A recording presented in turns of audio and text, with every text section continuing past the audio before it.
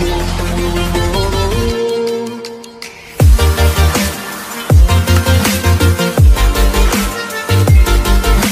वालेकुम नाजरीन, मैं हूं हकीम आबिद उस्मान। आप देख रहे हैं मेरा यूट्यूब चैनल आबिद दवाखाना।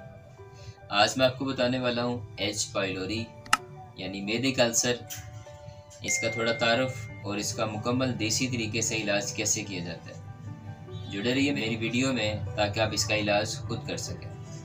इस मर्ज़ में मेदे के अंदर की झिल्ली नुमा दीवारों में ज़ख्म होने की वजह से मोटी रतूबती झिल्ली की मोटाई कम हो जाती है और यह रतूबती झिल्ली मैदा में मौजूद तेज़ाबी मादों से मैदा की दीवारों को महफूज रखती है। लेकिन जब यह रतूबती झिल्ली पतली हो जाए तो तेज़ाबी मादे मैदा की दीवारों को गलाने लग जाते हैं, जिसकी वजह से इसमें ज़ख्म हो जाते हैं। मैदा के अल्सर का इलाज मुश्किल नहीं है।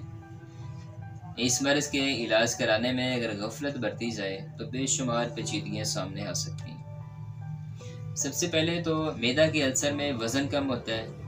मैदा की दर्द की वजह से मरीज़ खाना नहीं खा सकता। मतली के उबकाई, हिचकी वगैरह, या खाना हज़म ना होना या देर से हज़म होना, अफारा यानी गैस ट्रबल बहुत ज़्यादा बनना, खट्टी डकारे आना, सीने में जलन रहना, दिन ब दिन मरीज़ को कमज़ोरी वीकनेस होना, खून की कमी होना, सांस फूलना, बात करने में, चलने फिरने में सांस फूलना। ऐसे पेशेंट का रंग दिन ब दिन पीला पड़ता जाता है क्योंकि खून की कमी होती है। ऐसा मरीज़ मिर्च या नमक, तेज़ मसाले वाली चीज़ें नहीं खा सकता। उसके खाने से उसके मैदे में दर्द शुरू हो जाता है। तो सबसे पहले तो इस मर्ज़ को पैदा करने वाली खुराकों से परहेज़ किया जाए, जैसा कि तली अशिया यानी पकोड़े, समोसे, बर्गर, शवारमा, पराठा, जो आजकल स्पाइसी खाने, फास्ट फूड वगैरह, या गोश्त का बहुत ज़्यादा इस्तेमाल ना किया जाए। इन चीज़ों से परहेज़ किया जाए, अपनी खुराक को सादा किया जाए, नरम खुराक ली जाए। आइए नाज़रीन, मैं आज आपको इसका मुकम्मल इलाज बताता हूँ। नुस्खा नोट फरमा लें। बैदाना 50 ग्राम, तुकम रेहान 50 ग्राम, नशास्ता 30 ग्राम, तुकम हमास बरी बरियाँ 20 ग्राम, समक गरबी 30 ग्राम, मुस्तगिरुमी 10 ग्राम। तमाम को अच्छे तरीके से बारीक करके गुबार कर लें और इस गुबार को चाय वाला आधा चम्मच सुबह नाश्ते के बाद, शाम खाने से पहले आधा घंटा पहले सादा पानी से इस्तेमाल करें।